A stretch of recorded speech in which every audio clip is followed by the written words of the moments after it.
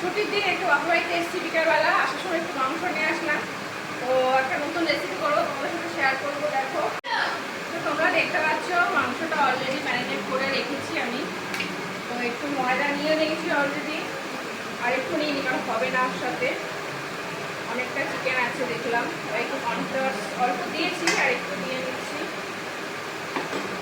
দিয়ে এটাকে জল দিয়ে গোলাবো না, আর এটা শুকনোই, চিকেনটাকে শুকনো দিয়ে ফ্রাই করবো। আর একটা প্রসেস আছে, সেটা তোমাদের একটু পরে দেখাচ্ছি।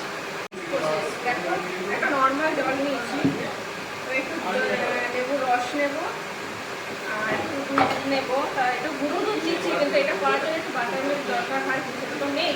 সেই জন্য একটু 2-3 চামচ একটু গুঁড়ো দুধ দিয়ে দেবো। এসব করতে খুব ঝামেলা, কিন্তু খেতে খুব ভালোই লাগে। কী করবো, করি, সবাই তারা একটু আনন্দ খেতে পারবে। তো তেলটা গরম করতে বসিয়ে দিলাম। তো তেল গরম হয়ে গেছে। এবারে মাংসটাকে, মিশ্রণটা মানে ময়দার কর্নফ্লেক্সের মিশ্রণটাকে মিশিয়ে নিয়ে আবার দুধের মধ্যে দেব।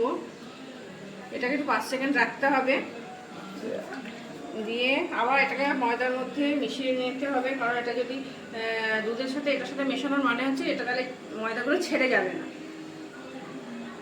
এবারে দিয়ে দেবো মধ্যে। কড়াই তেলটা অনেক গরম হয়ে গেছে, এটা উল্টে পাল্টে একটু ভালো করে ভেজে নিতে, সেটা মশলাতে হবে জিনিসটা।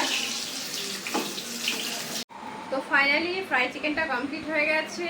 আমি এখানে টমেটো সস আর ধনেপাতার চাটনি নিয়েছি। তো তোমরা যে কোনো একটা জিনিস দিয়ে ট্রাই করতেই পারো। তো আমি একটু খেয়ে দেখি, টমেটো সসটা দিয়ে ট্রাই করে দেখছি। দারুণ হয়েছে, আমার তো ভালোই লেগেছে। তোমরা একদিন ট্রাই করে দেখো।